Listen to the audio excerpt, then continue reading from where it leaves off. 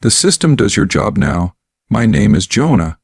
I am 47 years old, and I spent the last 20 years building the automation infrastructure at Velridge Studios in Portland, Oregon. I sat across from Gregory in the conference room while he leaned back in his chair with his arms crossed. He wore that smug expression I had seen him practice in Reflections. "Nothing personal, just efficiency," he said. He actually laughed. I had written every line of code that kept the company running, every integration, every workflow, every automation script that saved them millions annually. Gregory knew this because I trained him when he transferred from sales 3 years ago. Back then, he asked me questions like a student. Now he sat in the director's chair and told me I was obsolete. "We appreciate your service," he continued, sliding the severance packet across the table. "But technology moves forward. The new system handles everything you used to do, and it does not require benefits or vacation time." I looked at the packet. Standard termination, 2 weeks of pay for 20 years of work. I had built their entire digital backbone, and they were handing me grocery money. "I understand," I said. He blinked. He expected anger or tears or begging. I gave him nothing. "You can clean out your desk today. Security will escort you out at 5:00. I nodded and stood. My hand stayed steady. I walked back to my office and packed my personal items into a cardboard box. Photos of my daughter, a coffee mug she made me in 4th grade, the small cactus my ex-wife gave me before the divorce. I left the plaques and certificates on the wall. They meant nothing now. At 4:30, I logged into my workstation one final time. I opened my private backup drive and copied 3 folders on it: documentation, source code, access credentials, 20 years of institutional knowledge compressed into a portable device the size of my palm. I ejected the drive, slipped it into my jacket pocket, and logged out. Security walked me to my car at 5 on the dot. Gregory watched from his office window. I did not look up. I drove home in silence. My apartment felt smaller than usual. I set the box on the kitchen counter and poured myself a drink. Whiskey. Neat. I sat at my desk and stared at the backup drive. Gregory did not know what he had just done. None of them did. The system he bragged about was not as smart as he thought. I knew this because I built it, and I knew exactly where its weaknesses lived. I spent my entire adult life at Velridge Studios. I started as a junior developer in 2005 when the company barely had 15 employees. We worked out of a cramped office above a bookstore, and everyone did everything. I wrote code, fixed printers, and hauled equipment up 3 flights of stairs. The company grew. We moved into a real building, hired hundreds of people, went public. I stayed because I believed in what we were building. Media production software that democratized content creation, tools that let independent creators compete with major studios. I built the automation framework from scratch. It handled rendering, file management, client communications, billing, and deployment. Everything ran through my systems. When other departments had problems, they called me. When executives needed reports, I generated them. When the servers crashed at 3:00 in the morning, I drove to the office and fixed them. My daughter grew up watching me work. She learned to read sitting next to me while I debugged code. She understood that Daddy had to work late sometimes because people depended on him. When her school had career day, she told her class her father was a wizard who made computers do magic. Then my marriage fell apart. My ex-wife said I loved my job more than her. Maybe she was right. By the time I realized what I had lost, she was already gone. My daughter stayed with her mother most of the time. I saw her on weekends when my schedule allowed. I threw myself deeper into work. If my personal life was broken, at least I could fix systems. At least I could solve problems that had clear solutions. Gregory joined the company 3 years ago. He came from the sales division with no technical background. Management decided he needed to understand how the systems worked, so they assigned him to shadow me for 6 months. He asked good questions at first. He seemed genuinely interested in learning. I taught him everything: how the automation worked, where backups lived, how to troubleshoot common issues. I even gave him administrative access so he could practice. 2 years ago, he got promoted to operations director. My manager retired, and suddenly Gregory was my boss. He stopped asking questions and started giving orders. He hired consultants who promised to modernize everything. They charged triple my salary and delivered half the results. Last month, I noticed something odd. My access permissions were being changed. Small things at first, then bigger restrictions. When I asked Gregory about it, He said the company was implementing new security protocols. I should have seen it coming. The signs were all there. I just did not want to believe someone I trained would do this. The email arrived on a Wednesday morning 2 weeks before my termination. Subject line: System integration complete. I opened it and felt my stomach drop. Consulting firm had delivered their final report. They had built a new automation platform to replace mine. According to the document, the new system was faster, more efficient, and required minimal human oversight. It could do everything I did but better. I read through the technical specifications. The architecture looked familiar because it was mine.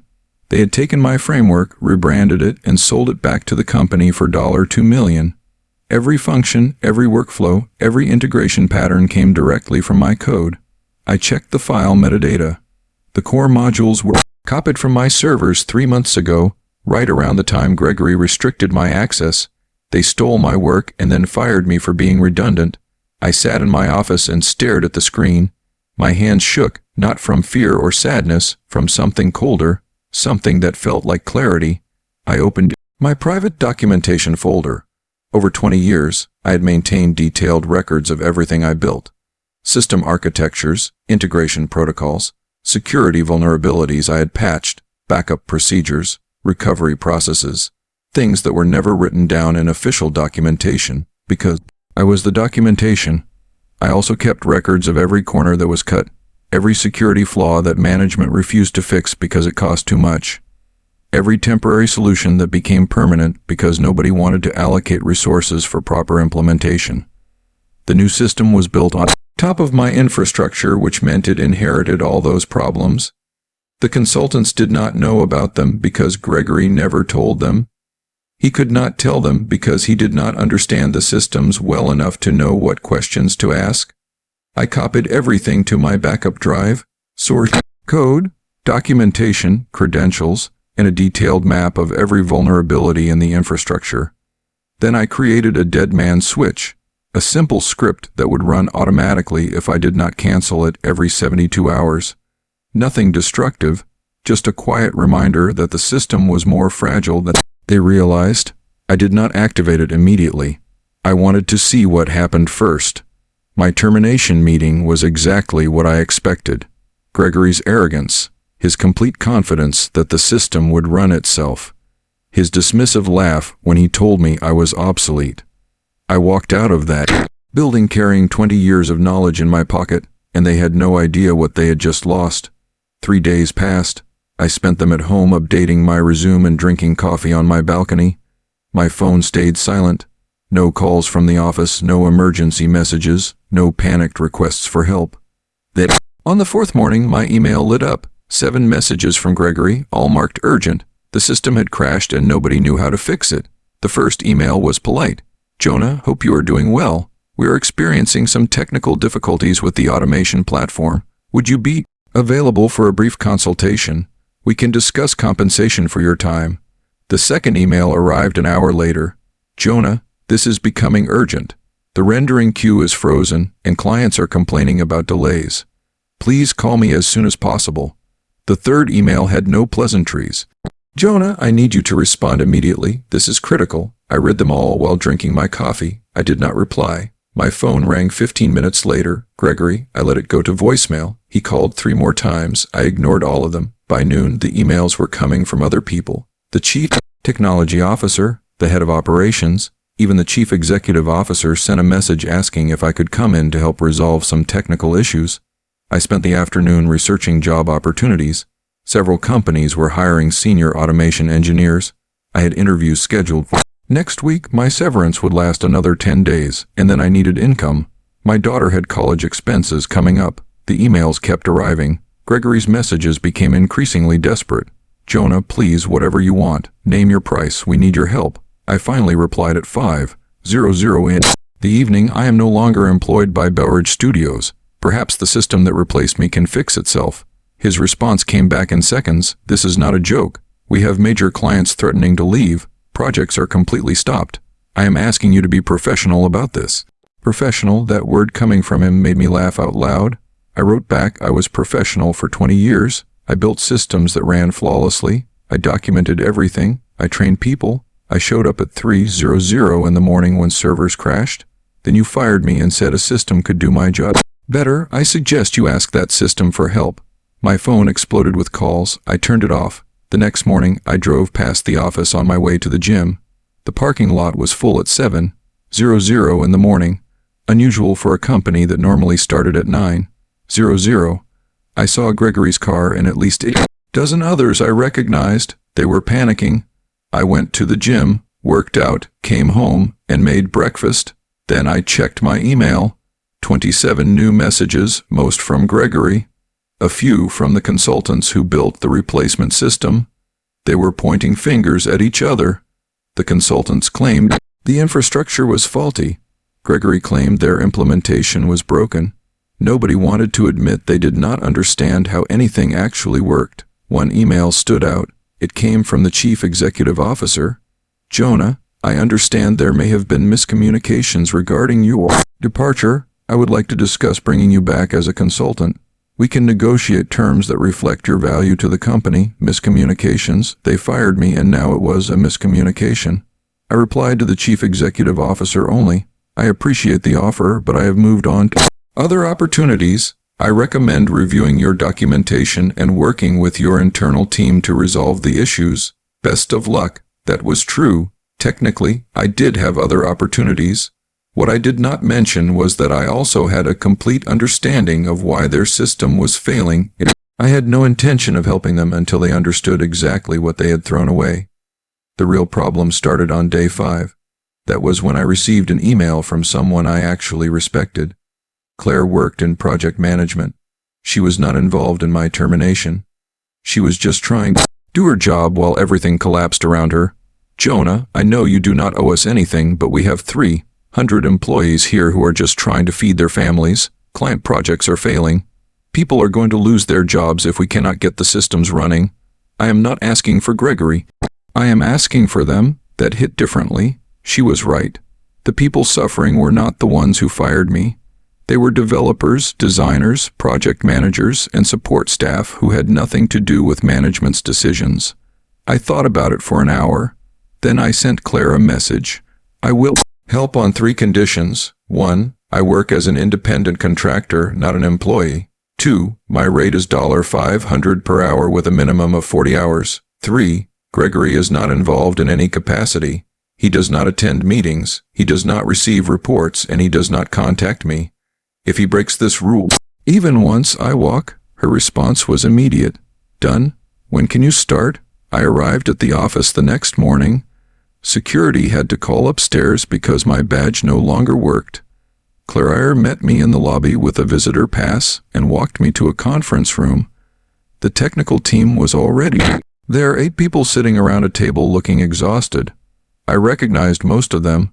Good engineers who were probably working 18-hour days trying to fix something they did not break. Tell me what is happening, I said. They took turns explaining. The automation platform was experiencing cascading failures. Jobs would start but never complete. The rendering queue was backed up by thousands of tasks. Client files were corrupted. Backup systems were not restoring properly. Every fix they attempted made something else break. I listened without interrupting. Then I asked to see the system architecture documentation. They handed me a thin binder, maybe 30 pages. I had written over 2,000 pages of documentation during my tenure. This was what the consultants delivered. This is incomplete, I said. That is all we have. One of the engineers replied. His name was Tyler. I had hired him 6 years ago. The consultant said the system was self-documenting. That was consultant speak, for we did not document anything. I spent the next 2 hours reviewing their implementation. The problems were exactly what I expected. They had copied my architecture but did not understand the dependencies. They removed components they thought were unnecessary without realizing those components handled critical edge cases. They simplified processes that needed to be complex. They optimized for speed without considering reliability. It was like watching someone disassemble a watch, throw away half the pieces, and then wonder why it did not keep time. Can you fix it? Claire asked. Yes, I said, but it will take weeks, not days. The entire implementation needs to be rebuilt correctly. How much will it cost? I did some quick math. At my hourly rate, probably $60.00. Minimum, maybe more depending on what else I find. She did not flinch. Do it. Whatever you need, I nodded. Then I added, and I need my old office back, the one with the door that locks. I worked 12-hour days for 2 weeks. I rebuilt the automation framework piece by piece, documenting everything as I went. Not for them, for me. Every line of code was my intellectual property now. Every solution was billable. The technical team supported me where they could, but most of the work was mine. They did not have the institutional knowledge. I was the only one who understood how all the pieces fit together. Gregory tried to insert himself twice. The first time he showed up at my office door asking for a status update. I pointed at the sign I had put up, "Contractor do not disturb." He left. The second time he attended a progress meeting uninvited. I stopped talking the moment he sat down. Claire looked at him and said, "Gregory, you need to leave," he argued. I stood up and started packing my laptop. Claire physically escorted him out of the room. After that meeting, she apologized. He is scared. His entire reputation is tied to this automation project. If it fails, he is done. Good, I said. She smiled slightly. I did not say that. By the end of week 2, I had the core systems running again. Projects were moving. Clients were getting their deliverables. The company was no longer on fire. I sent my invoice to Claire, $87,005 per hour for 74 hours of work. She approved it immediately. The chief executive officer called me that afternoon. "Jonah, I want to thank you for stepping in. You saved this company. I would like to discuss bringing you back permanently." "I appreciate the offer, but no," I said. "We can match any offer you have received elsewhere, better benefits, stock options, a title that reflects your expertise. It is not about money." I said, "You fired me after 20 years because someone convinced you I was replaceable. You chose to believe consultants over the person who built everything that told me what my loyalty was worth." He was quiet for a moment. "Gregory made a mistake. We see that now. Gregory did what you empowered him to do. He is a symptom, not the problem. What would it take to change your mind?" I thought about it. "Nothing. I already accepted a position somewhere else. I start in 2 weeks. That was half true. I had offers. I had not accepted anything yet, but I wanted him to believe I had moved on.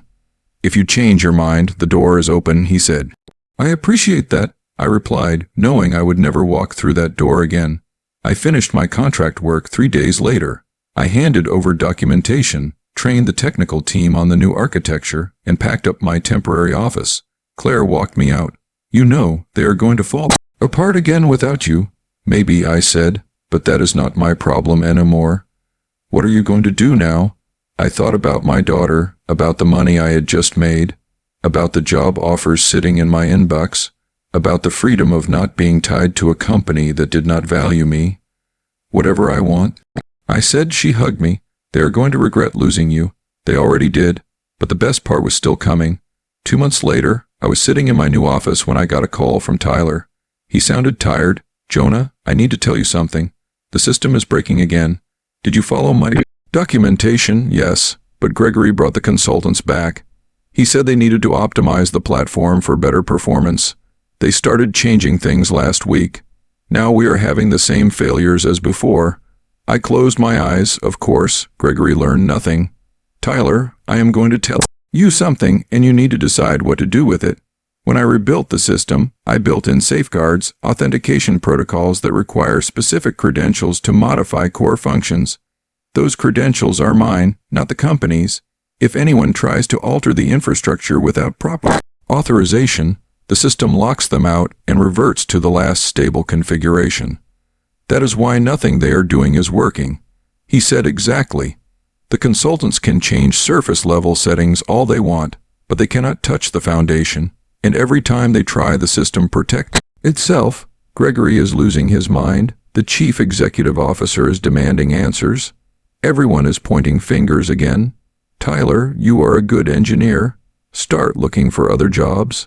This company is going to keep making the same mistakes." He was quiet for a moment. "I already am. Half the technical team is interviewing elsewhere." "Good. You deserve better." After we hung up, I checked my email. 3 messages from Gregory, all begging for help, all promising anything I wanted. I deleted them without reading past the subject lines. A week later, Claire sent me a news article. Gregory had been fired. The board cited mismanagement and failure to maintain critical systems. The consultants lost their contract. The company was hiring a new operations director. I did not feel victorious. I felt quiet, settled. My daughter visited that weekend. She was 19 now, finishing her sophomore year of college. We went to dinner at her favorite restaurant. "Dad, you seem different," she said. "Different how?" "Lighter, like something that was weighing you down is gone." She was right. For years I had carried the weight of being indispensable, of being the person everyone called when things broke, of sacrificing my time, my marriage, my peace for a company that saw me as a line item on a budget. Now I worked for Tresthorn Medical, a healthcare technology firm that valued expertise. My boss was a former engineer who understood what I did. My team respected my knowledge. I had clear boundaries between work and life. I made more money, worked fewer hours, and actually enjoyed what I did. I learned something important, I told my daughter. Being loyal to people who do not value you is not noble. It is just painful. Is that why you helped them fix the system even after they fired you? I did not help them. I helped the people who did not deserve to suffer because of bad management. There is a difference. She smiled. You are a better person than I would have been. Maybe I just understand that revenge is not about hurting people. It is about reclaiming what they took from you. What did they take? My sense of worth. My belief that hard work and loyalty mattered. They took that and I took it back. We finished dinner and walked to my car. The night was clear.